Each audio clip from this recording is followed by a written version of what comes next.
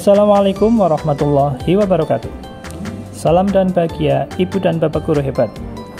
Membangun budaya positif di sekolah menjadi suatu tantangan yang penting dalam menghadapi fenomena krisis karakter yang dihadapi oleh generasi muda saat ini. Peran dan komitmen aktif dari semua warga sekolah adalah kunci keberhasilan dalam mencapai tujuan pembentukan karakter yang kokoh dan berkualitas.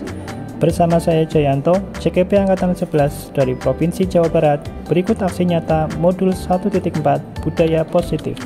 Dalam era teknologi ini, akses mudah terhadap tren budaya luar seringkali membuat para murid terpengaruh tanpa adanya pemahaman yang mendalam mengenai nilai-nilai budaya kita sendiri. Salah satu cara efektif untuk membangun budaya positif di sekolah adalah dengan membentuk keyakinan kelas dan menerapkan segitiga restitusi. Adapun tujuan dari aksi nyata dari Modul 1.4 ini adalah dampak yang diharapkan dari aksi nyata modul ini adalah berikut ini lini masa tindakan dari aksi nyata Modul 1.4.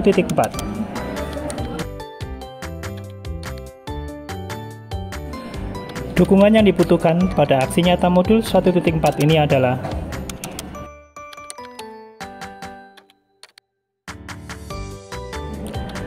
deskripsi aksi nyata pada Modul 1.4 ini antara lain: yang pertama, implementasi dalam pembuatan keyakinan kelas pada kelas 12 TCKT 1 SMKN 1 Gebang.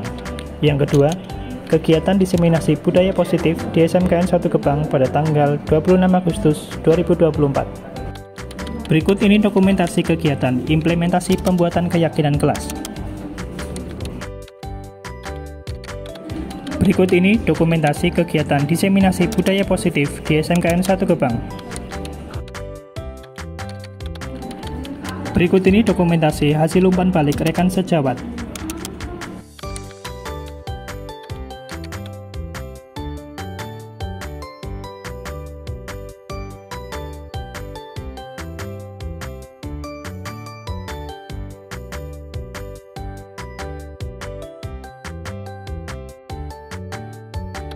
Berikut ini dokumentasi kegiatan implementasi pembuatan keyakinan kelas.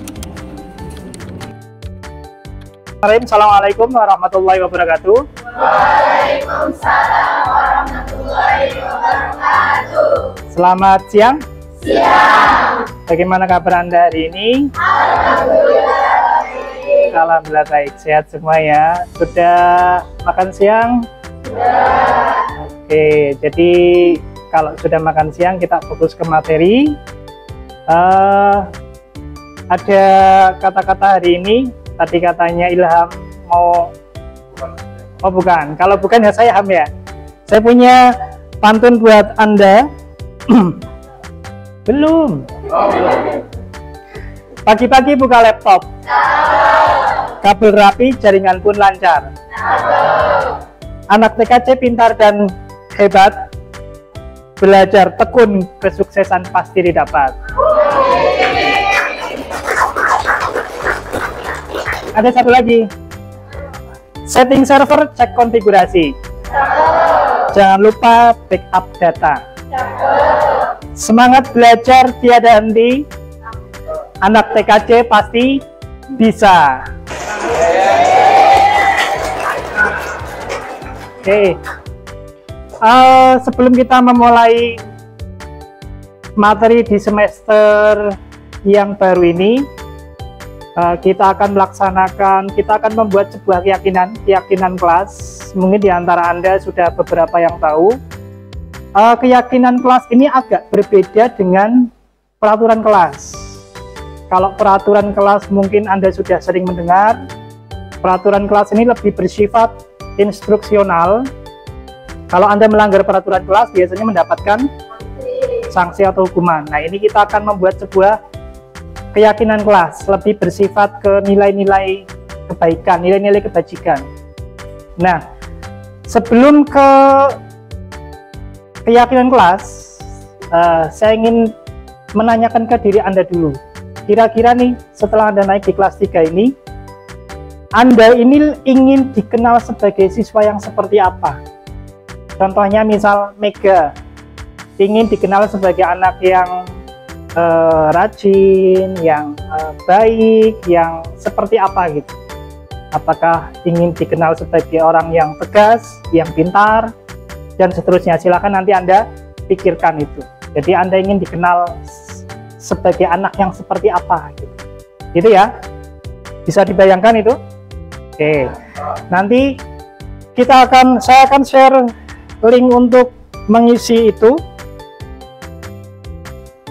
Jadi kenapa Pak harus ada keyakinan kelas? Keyakinan kelas ini harapannya nanti bisa membuat proses belajar kita lebih nyaman, lebih mengasihkan. Anda tidak terikat dengan sesuatu yang membuat Anda merasa terbebani.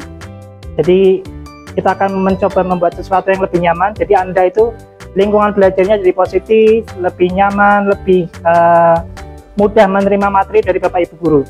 Oke, silakan Anda akses alamat berikut ini s.id/28zjd besar.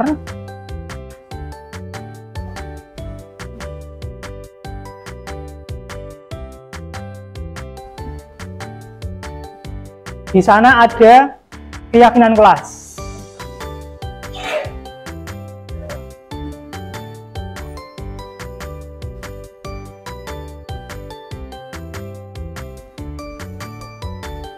(28zjd). Nah, di sana ada berapa section ya di sana? Nah, kita lihat di layar cara mengerjakannya. Nah, yang Anda kerjakan yang ini dulu ya. Saya ingin dikenal sebagai murid yang titik-titik. Anda kerjakan di bagian ini dulu. Anda itu ingin dikenal sebagai apa? Apakah sosok yang menyenangkan, yang humble, yang penyayang, rendah hati, tidak sombong? Dan saya kasih waktu 3 menit untuk mengisi form tersebut. Oke, saya bacakan dari awal sambil menunggu satu lagi teman kita. Saya ingin dikenal sebagai murid yang umam, saya ingin dikenal sebagai murid yang rajin. Oke, Ilham humble, baik, rajin. Kadino baik dan rajin. Gilang murid yang baik. Miftah baik dan periang. Citra baik, rajin, sopan. Zevani kreatif, ceria, aktif, baik hati. Teva baik hati, tidak sombong. Anissa ceria. Hampir rata-rata sama ya. Tadi 1.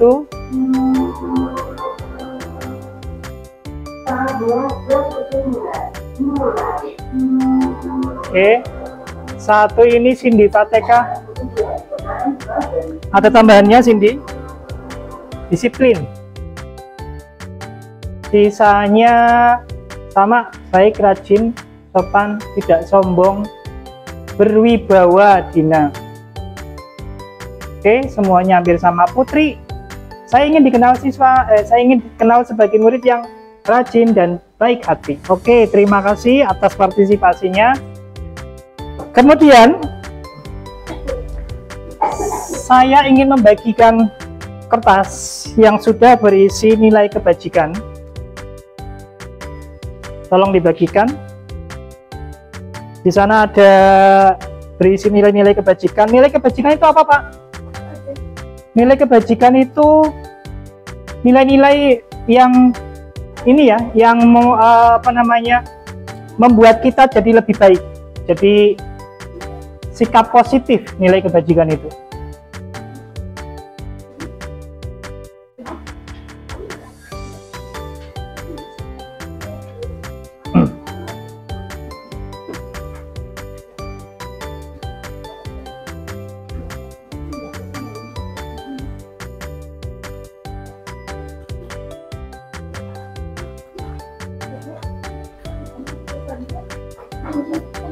Bisa? Yang belum, silakan. Nah, oke, Anda sudah dapat nilai kebajikan. Di sana ada peduli, ada rajin, ada integritas, ada hormat, keterus-terangan, keberanian, kebahagiaan, sampai dengan pengertian. Seharusnya Anda ingin dikenal sebagai siswa yang apa, itu di sini ada semua. Betul? Nilai-nilai kebajikan tuh nilai-nilai positif yang ingin kita capai bersama-sama. Nah, kemudian saya ingin bertanya nih kepada Anda, kira-kira kalau di dunia ini tidak ada aturan, apa yang terjadi kira-kira? Stop dulu, kita lihat video. Nah, kita lihat video berikut. Kita ada cuplikan video, silakan disimak.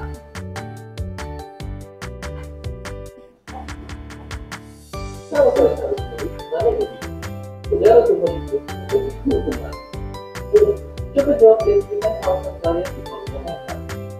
Oke, mungkin anak tersebut tepatnya. Kita nggak lagi ada lagi. Karena itu kan cuma menjadi.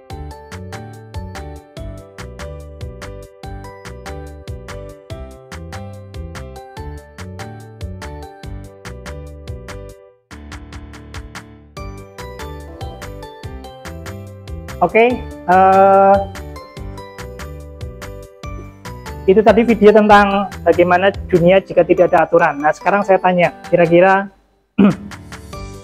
apa yang terjadi jika di lingkungan kita itu tidak ada aturan? Coba kira-kira seperti apa? Ham, gimana Ham? Kacau balau. Oke, Miftah gimana Miftah? Suka hati, betul. Jadi kalau nggak ada aturan, semuanya jadi berantakan. Semua ngikuti kesukaan hati masing-masing. Jadi nggak ada batasan-batasan. Semuanya sudah serba. Ini aku pengen seperti ini, kamu pengen seperti itu, udah langsung. Jadi konflik yang terjadi. Nah, berikutnya saya ingin Anda membuat peraturan yang ingin Anda terapkan bersama di dalam kelas. Silakan Anda tulis peraturan. Anda ingin kelasnya itu seperti apa? Tulis sebanyak-banyaknya, silakan. Saya kasih waktu 5 menit, silakan. Anda boleh melihat di kertas ya, di nilai-nilai kebajikan, ingin seperti apa nanti kelasnya. Saya bacakan tentang peraturan yang sudah Anda tulis. Ada Ilham, Umam, oke, Sulis, oke, kita baca. Nah, ini Miftah. Kelas yang lebih mengutamakan kedamaian, bertanggung jawab atas apa yang sudah menjadi tanggung jawabnya. Contoh, melaksanakan piket, oke. Sofi, jangan ngobrol ketika guru sedang menjelaskan materi. Kemudian jangan circle-circlean. Setelah Anda menuliskan peraturan kelas yang ingin diterapkan, kita akan mencari nilai-nilai kebajikan yang ada di masing-masing peraturan. Jadi misalkan ini kita cari ya, kita lihat dulu. Ada melaksanakan piket, ini masuk ke tanggung jawab. Kemudian jangan circle-circlean, tadi kemana ya circle-circlean? Oke, kita masukkan ke keadilan. Kemudian jangan mengobrol ketika guru sedang menjelaskan materi. Kesantunan atau kesopanan, atau juga bisa masuk ke tanggung jawab. Oke. Kemudian kita cari lagi. Jangan membuang sampah sembarangan. Masuk ke kebersihan. Oke. Tidak boleh bercanda ketika ada guru. Kesopanan. Oke, kita tulis kesopanan. Berikutnya, jika ada jadwal piket, harus piket. Masuk kemana ini? Tanggung jawab. Tidak boleh berisik saat sedang ada KBM. Sopanan, oke.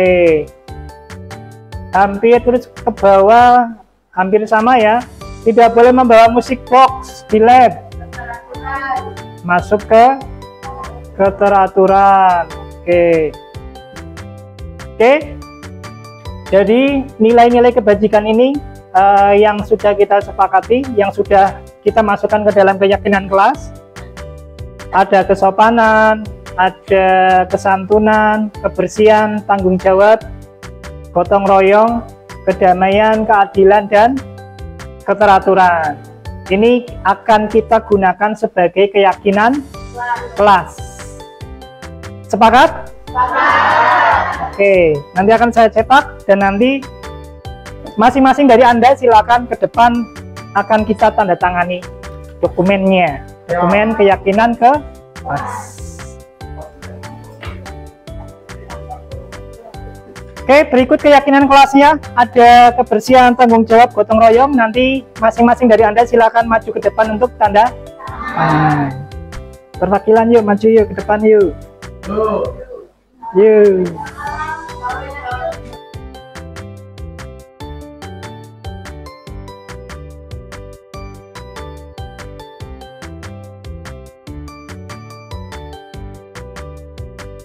Nanti ketika ada yang misal Ilham datang terlambat ke sekolah setengah jam, Ilham kira-kira melanggar keyakinan yang mana ini?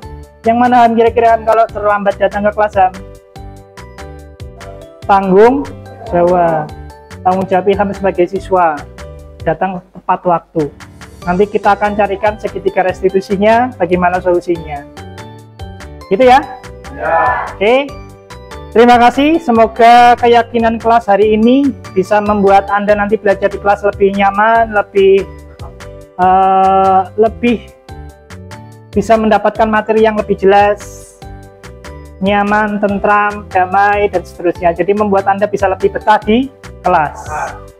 Saya akhiri, nanti minggu depan kita mulai materi. Assalamualaikum warahmatullahi wabarakatuh. Waalaikumsalam. Terima kasih.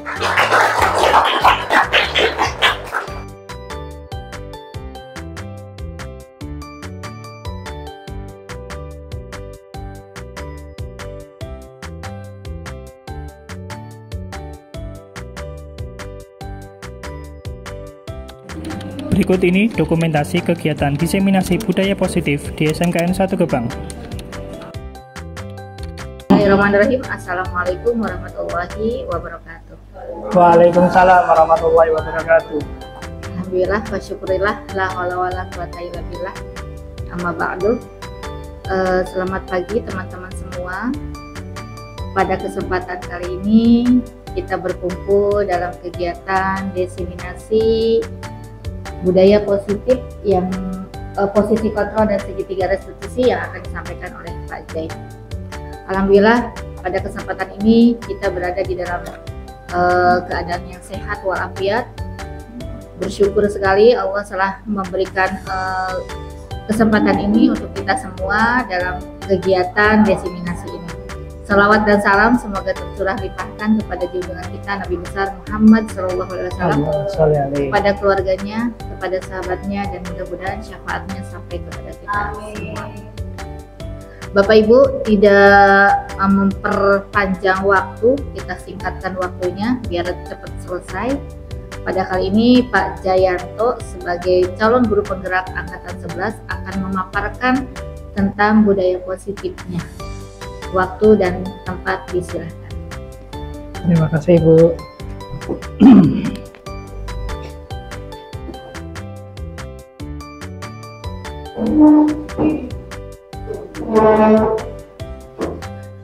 Bismillahirrahmanirrahim. Assalamualaikum warahmatullahi wabarakatuh.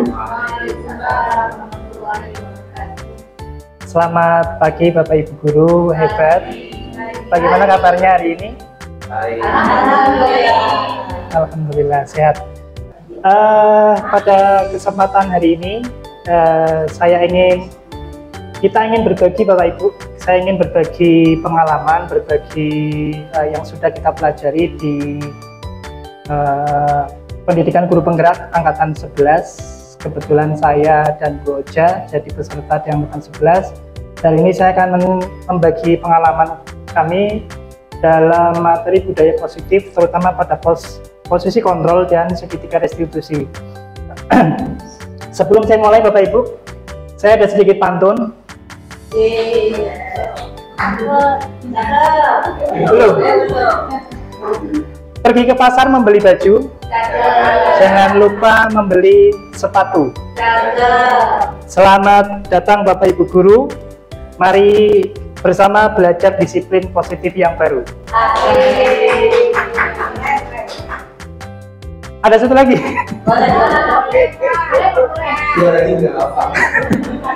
Mentari pagi indah berseri, diiringi burung berkicau merdu. Mari kita berdisiplin diri untuk masa depan siswa yang maju.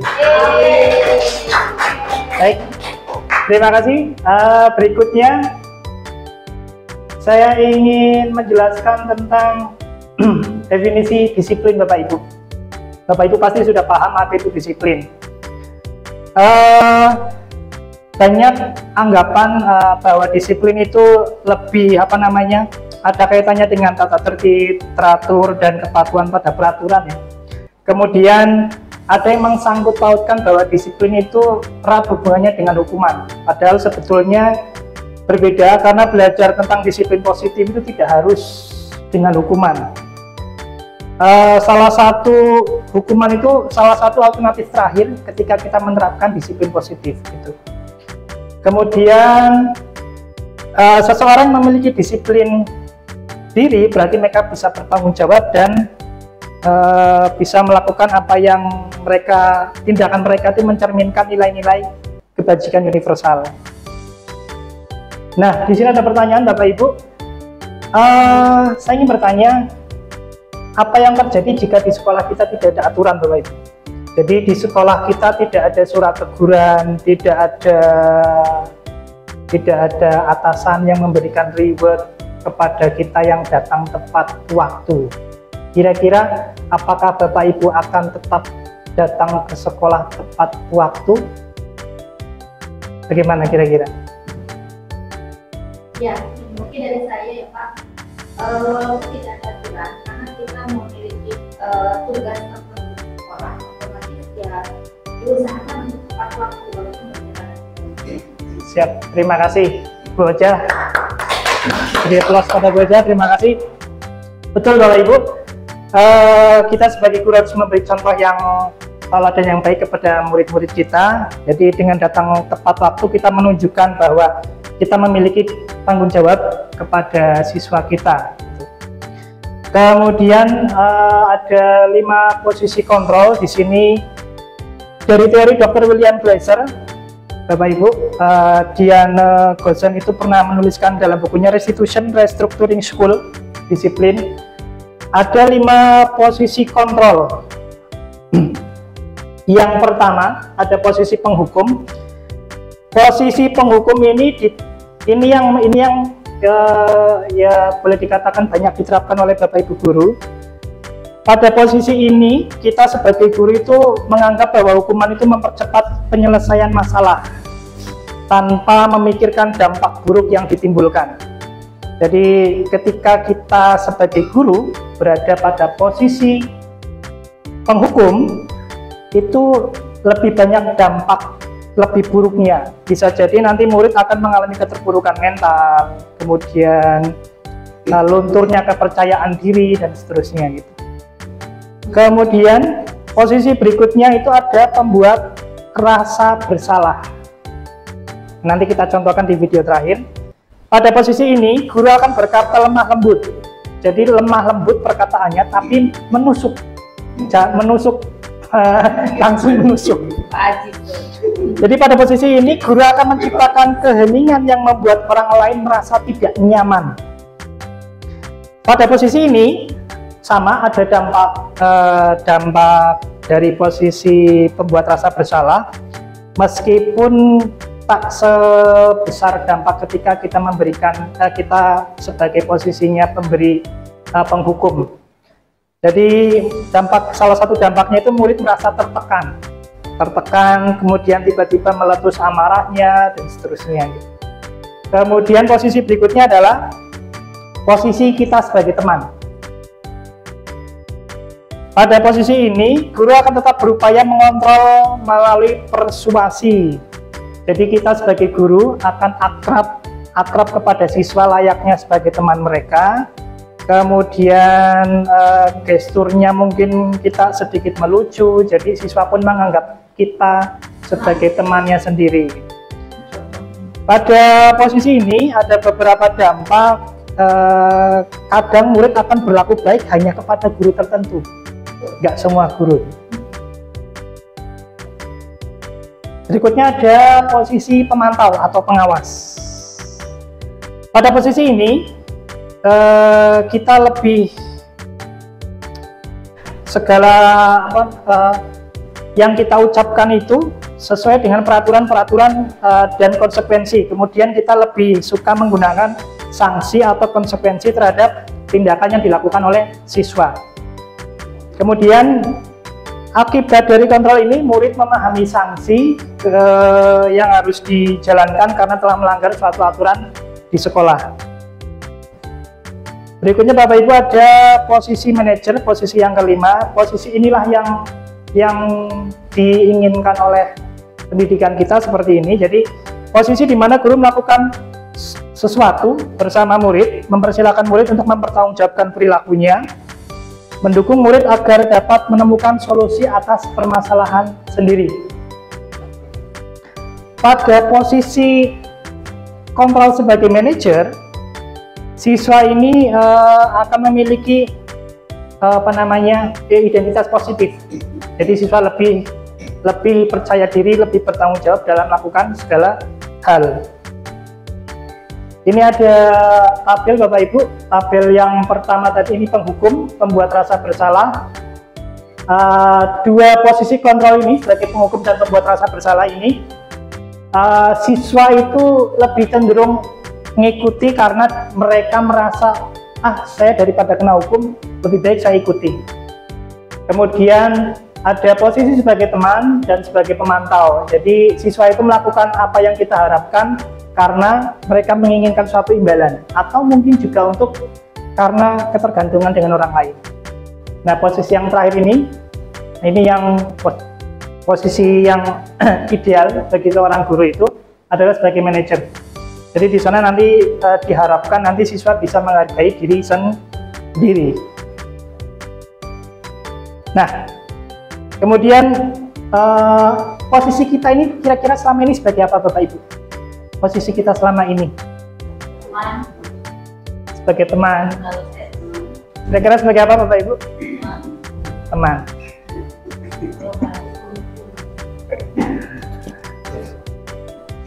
Alasannya? Ada alasan Ibu? Kenapa sebagai teman? Karena kalau kita sudah berteman, secara sikapnya murid itu akan mengikuti kita, baik secara aturan ataupun keilmuan. Seperti itu yang pertama. Yang kedua juga anak lebih percaya kepada kita dalam artian lebih terbuka, sesuatu yang dia sukai atau sesuatu yang dia tidak sukai. Oke, terima kasih Ibu. Beri aplaus buat Bu Rina. Terima kasih. Tapi tadi Bu ya, jadi kalau sebagai teman memang bagus, tapi ada dampaknya, dampak yang kira-kira ya nanti jadi ketika sama Bapak Ibu guru lain berbeda. Jadi hanya kepada guru tertentu. Jadi kalau yang diinginkan oleh pendidikan kita bahwa kita itu sebagai manajer, jadi sebagai fasilitator yang mengarahkan dan membantu siswa untuk mencapai tujuan pembelajaran. Gitu. Jadi Bapak Ibu di sini ada video, coba kita simak masing-masing perbedaan 5 posisi kontrol tersebut.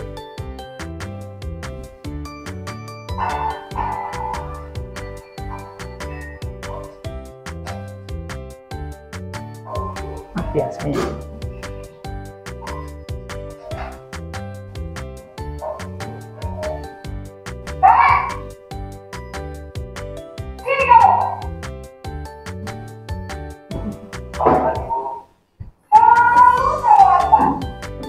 Kamu deh,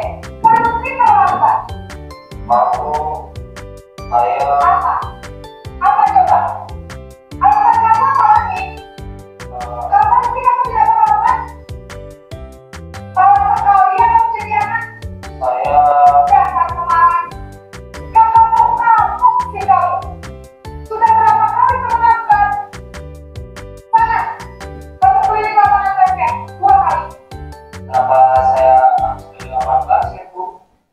Kenapa? Kamu apa ibu? Berani-beraninya jawab. Sudah terlambat, masih berani jawab nggak? Sekarang, keliling lapangan basket 5 kali sekalian. Lihat aku.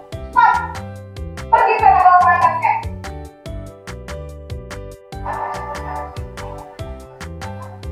Nah, Ibu, barusan tadi posisi guru sebagai penghukum, jadi terlihat ada dampak di sana. Yang jelas pasti nanti siswanya jadi pendendam, punya rasa dendam. Wah, saya terlambat suruh keliling lapangan. Jadi itu tadi posisi sebagai penghukum. Berikutnya ini pembuat bersalah, membuat merasa bersalah.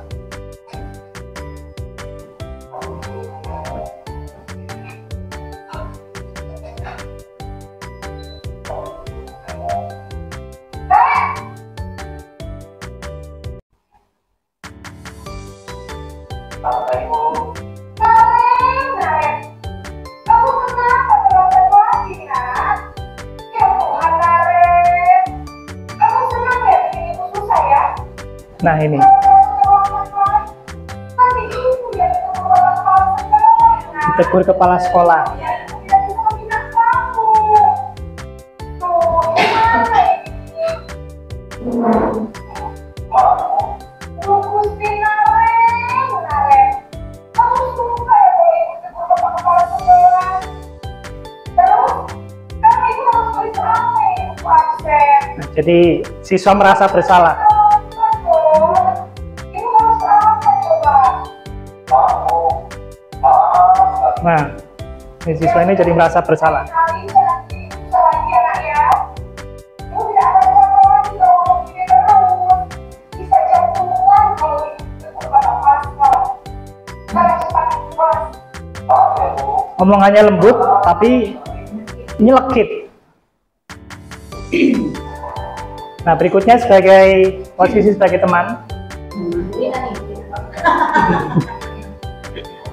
Posisi sebagai teman, kita lihat.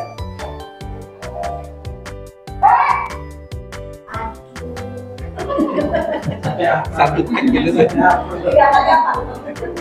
Wah, sudah berapa ini, nak? Ya nggak gitu banget kali. Lima tahun baik. Saya ngomongkan saya, Bu. Kamu malah menyalahkan ibu kamu.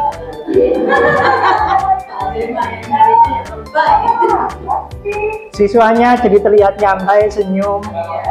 Tadi, jadi yang saya lihat setelah emosinya, Bu. Nah, jadi siswanya lebih rileks jawab pertanyaan gurunya. Kalau kita lagi ya, biar gak terlambat lagi. Bikin senang kita untuk ibu. Kan? Bisa, Bu. Nah, Ya sudah satu sekolah. Yang gitu ibu kita balas. Mampu ini pada kamu. Nanti malam lagi. berikutnya posisi sebagai pemantau. Anjing, keren. Bergoblok. Saya Ini mau posisi sebagai pemantau.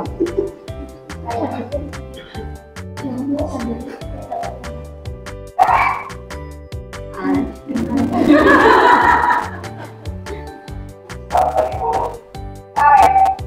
Aku peraturan sekolah kita tentang jam berapa kita harus masuk sekolah. Kita harus di sekolah dulu, Ibu. Iya betul. Sekarang sudah jam 20. Kalian sudah tahu konsekuensinya jika terlambat lagi. Lalu saya harus tinggal kelas pas jam istirahat selama 20 menit. Iya benar. Konsekuensinya demikian.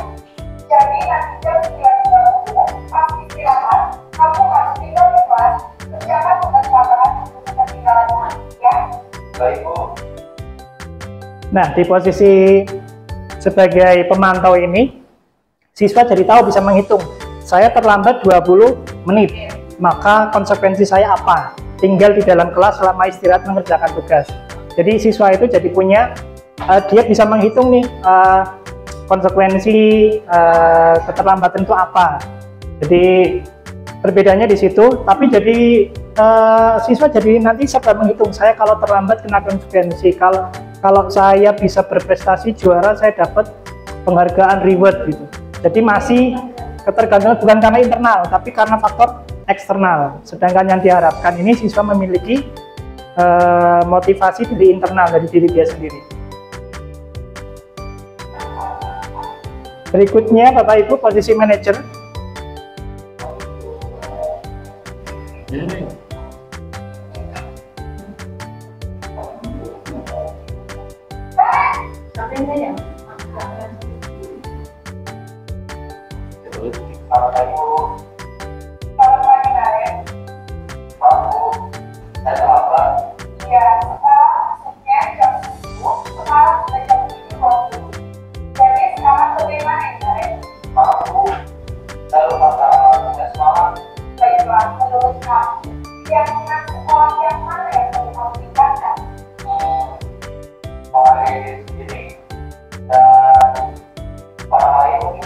Membangun identitas positif siswa.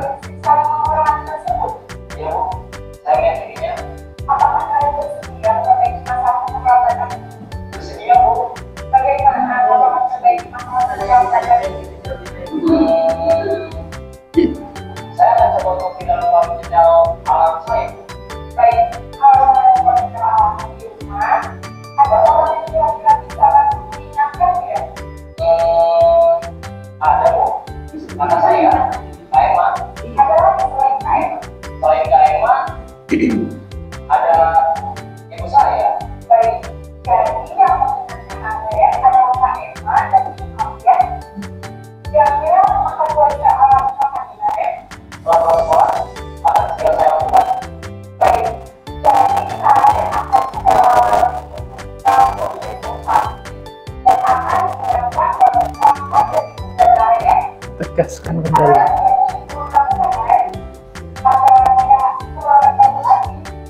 Tidak ada Bu. Baik, Naya. Terima kasih untuk kerjasama kamu. Sekarang kamu mau kembali ke kelas. Baik Bu, terima kasih.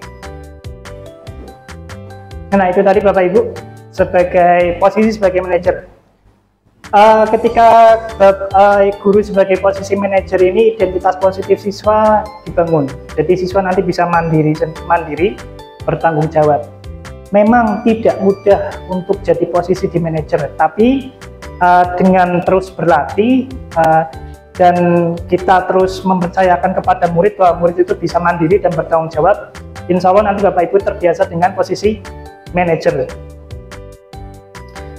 Berikutnya Bapak Ibu, kita ke segitiga restitusi. Apa itu segitiga restitusi? Segitiga restitusi merupakan proses untuk menciptakan kondisi bagi murid untuk memperbaiki kesalahan mereka.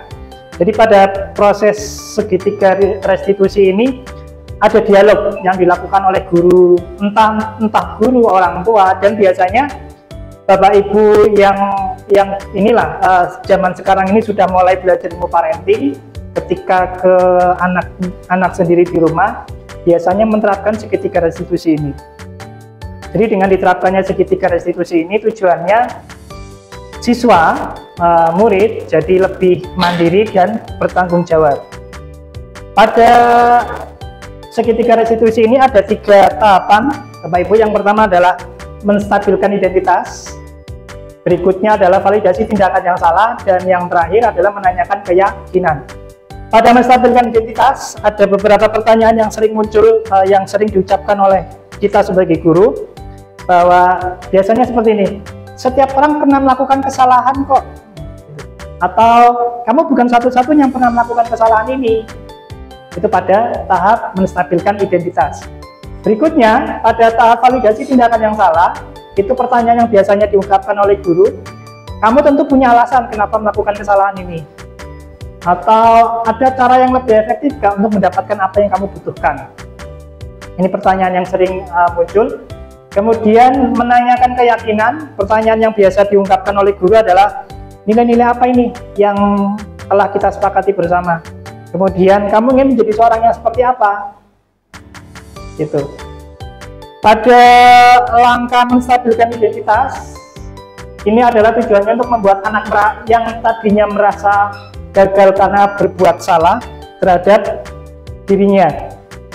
Ini beberapa yang sering diungkapkan, pertanyaan yang sering disampaikan oleh guru kepada siswa ketika di tahap menstabilkan identitas. Kemudian berikutnya validasi kebutuhan. Pada langkah ini diharapkan bisa membantu murid untuk mengenali kebutuhan dasar yang ingin dipenuhi oleh murid tersebut itu apa. Langkah yang ketiga adalah menanyakan keyakinan. Di tahap ini itu anak melihat kesalahannya, kemudian dihubungkan dengan norma sosial atau nilai-nilai yang mendasari manusia berinteraksi dengan orang lain. Berikut ada contoh videonya.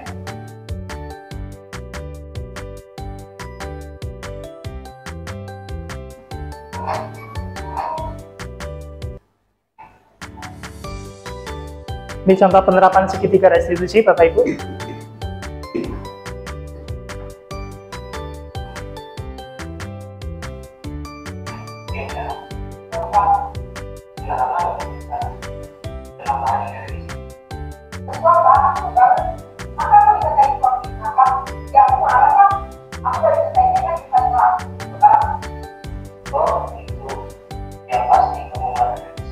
Nah, ini proses menstabilkan identitas.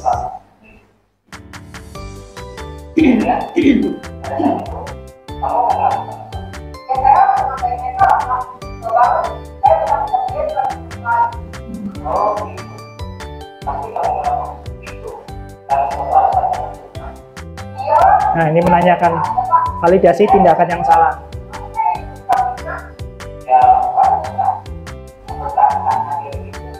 Memvalidasi, mempertahankan diri itu sesuatu yang penting.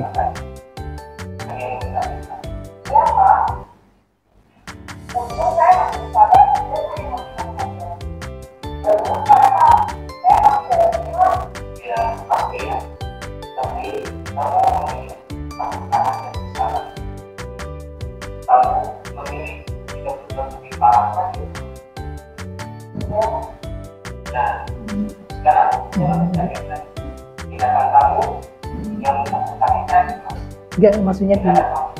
Nah,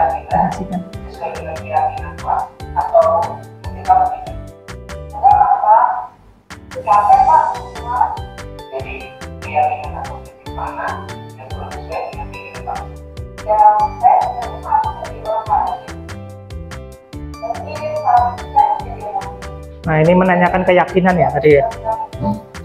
Menanyakan keyakinan.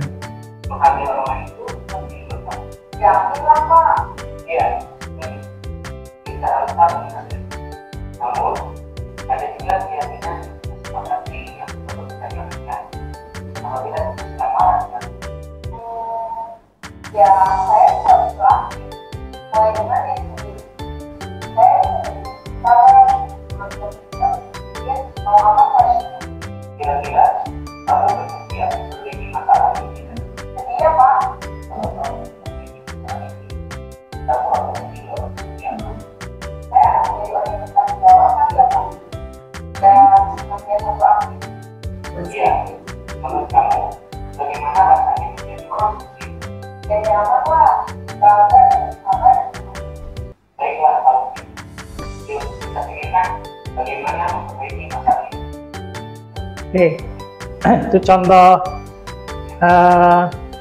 segitiga restitusi. Kemudian ada contoh kasus yang kebetulan sudah saya praktekkan di sekolah. Contoh kasus yang pertama adalah Miftah tidak terima, Miftah kelas 12 TKJ tidak terima pekerjaannya selalu dicontek oleh temannya. Ia marah dan tidak bisa menahan emosinya. Kemudian contoh kasus yang kedua, Gilang sering datang terlambat sehingga banyak pelajaran yang tertinggal.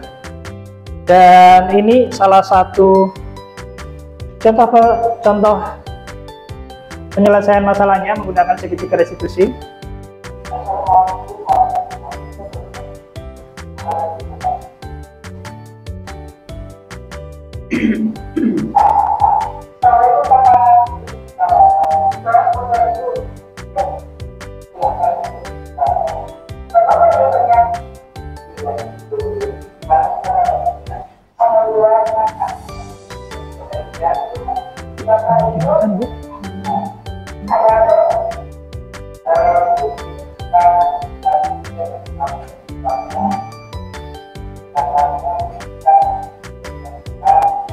ya.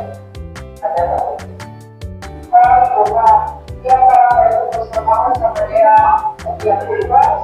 Terus jangan saya Pak, kalau sesuatu rumah apa jadi setiap ada sudah itu setiap ada kayak gitu.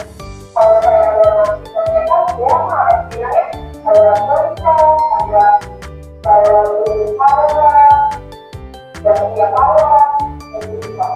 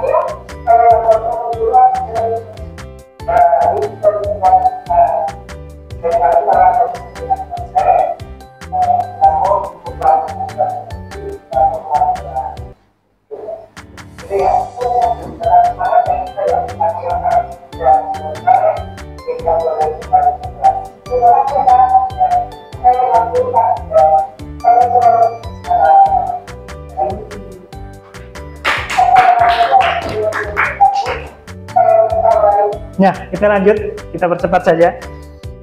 Berikut ini ada intervensi Bapak Ibu, intervensi 30 detik. Intervensi ini harapannya bisa membantu murid kembali ke tujuan semula. Jadi intervensi ini non konfrontatif ya. Jadi ada pertanyaan-pertanyaan yang biasa untuk mengintervensi siswa. Di antaranya, apa kamu ingin berbuat lebih baik? Apakah saat ini kamu sedang menjadi orang yang sedang kamu inginkan? Nanti kan saya menjawab, enggak Pak, saya enggak seperti itu, saya kepingin yang dan seterusnya. Kemudian, apakah wajar membuat kesalahan? Iya Pak, wajar, bahkan semua orang bisa berbuat kesalahan. Bisakah kita memperbaikinya? Nah, nanti siswa mencari sendiri solusinya apa. Jadi, ini pertanyaan-pertanyaan yang sering digunakan dalam intervensi 30 detik, Bapak Ibu. Berikutnya, sesi tanya jawab. Barangkali Bapak Ibu ada yang ingin kurang jelas bertanya, dipersilahkan.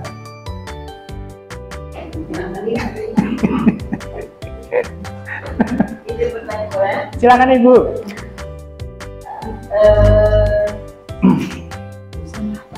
Suara saya mungkin lebih lengkap. Siswa kita itu kan beda background ya Pak ya. Itu mungkin menurut saya itu sesuatu yang memang ideal untuk diterapkan di kita. Betul. yang tadi Pak Jai paparkan. Memang seperti yang tadi Pak Jai katakan bahwa kita memang harus belajar dan berjuang untuk mendekati hal yang seperti itu. Betul, Bu. Bagaimana menyikapinya dengan anak kita. Terkadang pertanyaan itu tadi beberapa banyak pertanyaan dalam segitiga, gitu ya. Tapi jawaban anak tidak sesuai dengan apa yang kita harapkan, gitu. Ya benar ya Pak ya. Betul, betul, betul, betul. Jadi bagaimana cara menyikapinya? Tidak semua apa yang tadi pertanyaan-pertanyaan itu memuat hal-hal yang akan anak jawab itu begini nih gitu. Terima kasih. Assalamualaikum warahmatullahi wabarakatuh. Waalaikumsalam warahmatullahi wabarakatuh.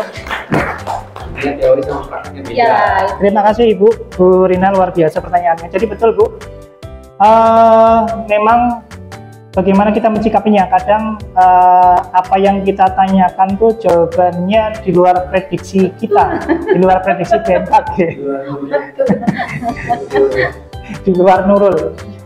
Tapi ini Bu, tetap jadi makanya tadi di intervensi 30 detik itu kita sebetulnya bertanya, tapi yang jawabannya itu sudah kita arahkan kemana gitu.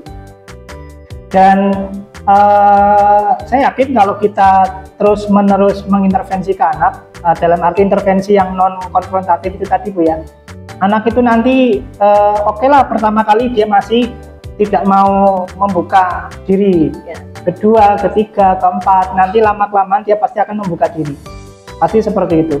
Apalagi kalau lingkungan di sekitarnya betul-betul mendukung, pasti nanti siswa tersebut pasti akan mulai membuka diri, mulai mau berkomunikasi dengan gurunya yang baik seperti apa. Jadi ya memang Bu tidak mudah, betul tidak mudah. Saya sendiri setelah membaca banyak teori, melihat video, mempraktikkan, memang tidak mudah. Tapi kita yakin kalau kita bersama-sama Bapak Ibu guru bareng kita mencoba melakukan sesuatu yang baru, pasti nanti lama-kelamaan akan terbiasa dan siswa pun akan mulai membiasakan hal-hal tersebut. Kira-kira seperti itu Bu, pertanyaan dari saya, jawaban dari saya. Ya, terima kasih. Atau barangkali Bu aja ada Mau yang lain mau menambahkan Ibu, silakan. Intinya mah kita tuh mungkin biar apa budaya positif yang kita terapkan benar-benar bisa diterapkan, tapi endingnya mulai dari diri kita, dari gurunya bisa menjadikan contoh sikap yang baik. Nanti kita jadi guru-gurunya juga harus kita berat dulu ya.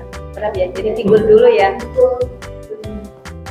Oke. Kalau kita laksanakan bersama-sama. Ya, terima kasih Bu Yaja. Ada lagi Bapak Ibu pertanyaan? Kalau tidak ada, kita lanjut ke sesi berikutnya Bu Yaja. Ini Bapak Ibu, cukup? Kalau cukup, saya tutup dengan pantun. Karena bukannya dengan pantun, saya tutup dengan pantun. Cakep. Ke sekolah membawa bekal, Cakep. belajar bersama di kelas ramai. Cakep. Acara diseminasi telah usai, semoga bermanfaat dan kita semakin damai. Amin. Satu lagi, kain tenun warna-warni, di tenun rapat indah berseri. Sampai bertemu di lain hari, semoga sukses selalu menyertai. Amin. Terima kasih Bapak Ibu hebat. Saya tutup. Assalamualaikum warahmatullahi wabarakatuh. Waalaikumsalam warahmatullahi wabarakatuh.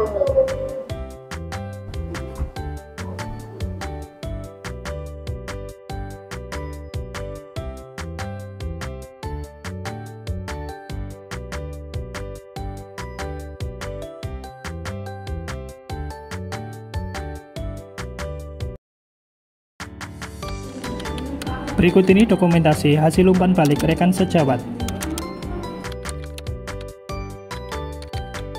Assalamualaikum warahmatullahi wabarakatuh. Nama saya Sira Dwi Johar dari SMK Negeri 1 Gebang, Cirebon. Barusan saya sudah mengikuti diseminasi yang disampaikan oleh Bapak Jayanto MPD tentang budaya positif, posisi kontrol dan segi segitiga restitusi. Dari yang saya ikuti dari diseminasi ini sangat menginspirasi sekali, menambah wawasan saya sehingga bisa meningkatkan lagi kompetensi saya sebagai guru itu harus seperti apa menghadapi anak-anak, kemudian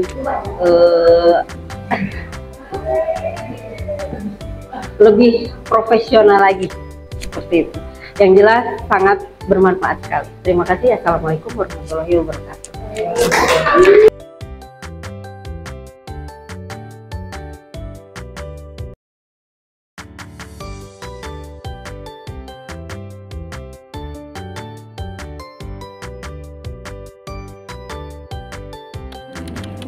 Berikut ini dokumentasi hasil umpan balik rekan sejawat. Assalamualaikum warahmatullahi wabarakatuh. Saya Dedi Zubedi dan pada hari ini saya sudah mengikuti kegiatan diseminasi yang dibantu oleh Bapak Jayanto MPD dan Ibu Ujah Fauziyah dalam mengenai budaya positif, posisi kontrol dan segitiga restitusi yang menurut saya itu sangat hebat dan bagus, dan itu menjadi sebuah inspiratif buat saya secara pribadi untuk menjadikan saya menjadi pribadi guru yang lebih baik lagi ke depannya. Ini merupakan materi yang sangat baik dan harus dikembangkan jauh lebih banyak lagi supaya menjadi sebuah ciri khas bahwasanya guru-guru terutama di SMKN 1 Gebang adalah guru yang berbudaya positif. Terima kasih. Assalamualaikum warahmatullahi wabarakatuh.